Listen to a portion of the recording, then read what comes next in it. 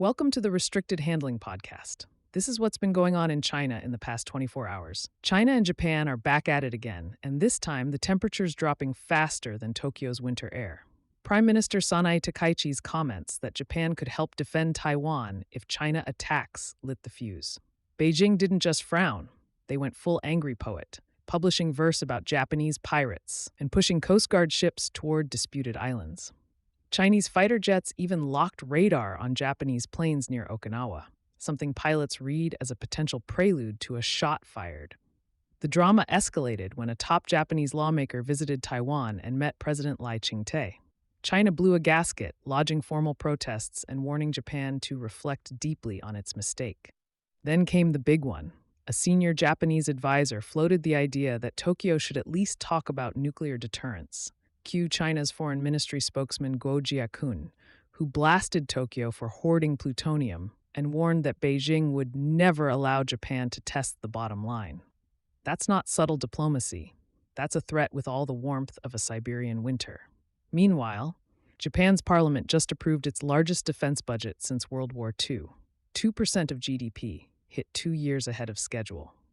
Takaichi's government threw in an extra $7 billion to speed up new hypersonic missiles, long-range strike weapons, and drone-based coastal defense systems. Think less pacifist Japan, more we'll handle this ourselves. Behind the scenes, Tokyo's nervous about Trump's America First vibes and his recent G2, language describing talks with Xi Jinping, which sounded like a world run by just Washington and Beijing. So Japan's sending a message. We're serious about being a real ally, not a sidekick. That means building the hardware and the capability to go it alone if the U.S. hesitates. It's not just defense. Japan's pushing energy independence, too. Niigata Prefecture approved restarting the massive Kashiwazaki-Kariwa nuclear plant, the same company that ran Fukushima. Protests broke out, banners reading "No nukes," but Tokyo says it needs power security. Even after a decade of trauma, energy beats sentiment when you're staring down regional instability. Now over to Beijing's military machine, which looks like it's been hitting the gym nonstop. Satellite images show two of China's aircraft carriers, the old Liaoning and the new Fujian, parked side by side at a northern naval base. That's like seeing LeBron and his rookie clone warming up together. It's meant to intimidate. The Fujian, which has electromagnetic catapults similar to U.S. carriers, just sailed through the Taiwan Strait. Add in the Shandong, still stationed in the South China Sea, and China now officially has a 3-carrier fleet. The plan, the People's Liberation Army Navy, has the largest number of ships on the planet, and Beijing's clearly showing them off. And it's not just quantity. China's defense industry is flexing serious self-reliance muscles. Remember when they used to reverse engineer Russian Sukhois in the 90s? Now their new stealth jets, the J-20 and J-35, are powered by homegrown engines.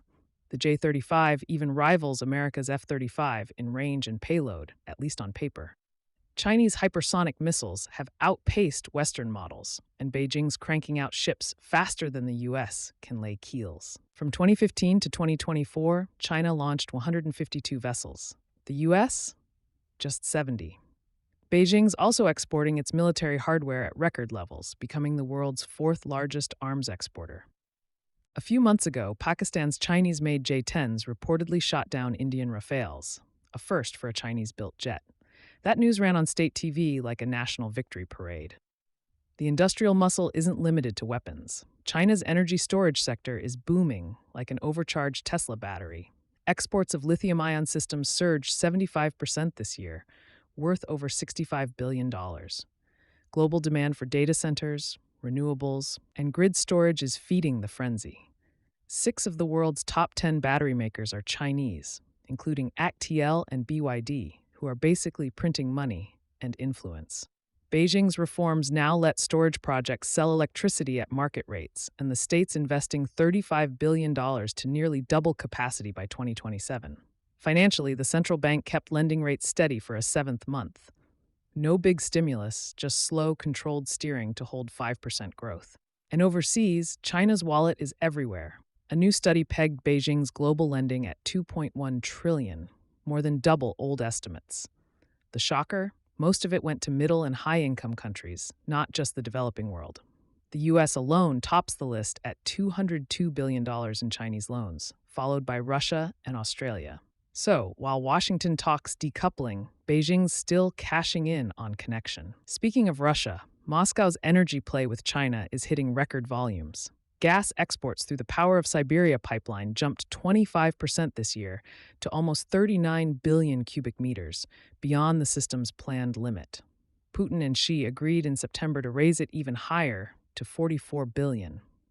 They're also talking about the Power of Siberia 2 pipeline through Mongolia, which could ship another 50 billion cubic meters from the Arctic fields. But the money's not great.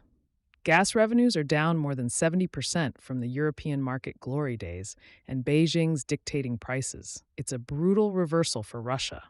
Once the big brother of the energy world, now the junior partner in an asymmetric relationship.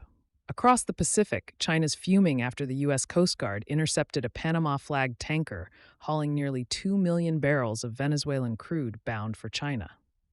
The Trump administration called it part of Venezuela's shadow fleet. Beijing called it piracy. Trump's blockade of Venezuelan oil has drawn comparisons to Cold War tactics. Only this time, the adversary's tanker has a Chinese destination tag. Venezuela's Maduro blasted the move as an attempt at regime change. It's a messy reminder that China's global trade routes now collide directly with U.S. enforcement policy. Further south, an incident in Indonesia underscored Beijing's growing headaches abroad. On December 14th, Indonesian soldiers confronted Chinese workers flying a drone over a restricted army training area at a gold mine. It turned violent. No one was hurt, but vehicles were trashed, and 29 Chinese nationals were arrested for visa violations. Turns out, many had overstayed permits and were working off the books. It's not espionage, but it sure doesn't look good. Jakarta's embarrassed, Beijing's irritated, and everyone's realizing that bad paperwork can turn into a diplomatic incident fast. And just to keep things interesting, there's one rare point of U.S.-China cooperation this week. Chinese police announced they cracked a massive money laundering ring after a tip from American law enforcement. The case spanned 16 provinces, 49,000 bank accounts, and more than 10 million transactions. 2 suspects were convicted of illegal foreign exchange operations. It's a weird flashback to the days when Washington and Beijing could quietly share intel and work cases together. Thanks for being a part of the RH community. Subscribe, leave a positive comment or 5-star review, and most importantly, help build our network by sharing this.